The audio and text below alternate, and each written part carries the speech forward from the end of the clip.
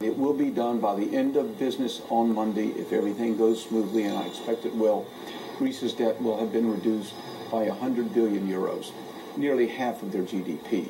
Yes, it will produce eventual and I think positive benefits for Greece, but I don't think this is necessary. Neither Portugal, Spain, Italy, Ireland, none of them have quite the same extraordinarily high levels of debt and deficits, and none of them have quite the same distortions in their economic structure, Michelle. So I would say that those countries are on the right path, and they should maintain the path of reform, supported, I hope, by some greater buoyancy in the overall outlook for Europe, which can help us get back to job creation sooner rather than later.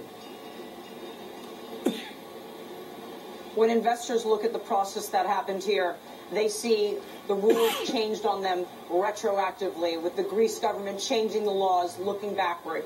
What message should bondholders take from this process about whether or not it is safe to invest in Europe and whether or not they are going to be treated according to the letter of the law?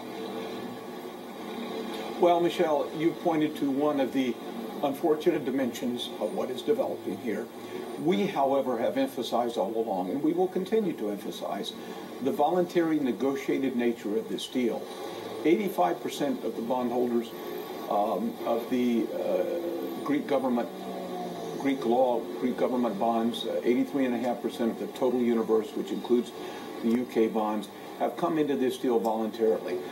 It is unfortunate that in the case of the prior Greek bonds, that these collective action clauses had not been inserted at the time of issuance.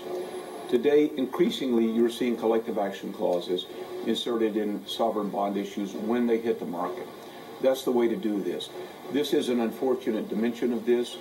It has posed legal questions, legal uncertainties for the government of Greece. We've not been involved in the decision to activate the collective action clauses. And I think going forward, the issue is not just one of legal risk for investors in European sovereign debt.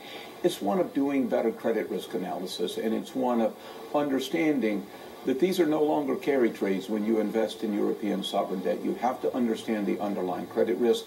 But I think the governments of Europe are underway in making headway in strengthening that underlying credit risk.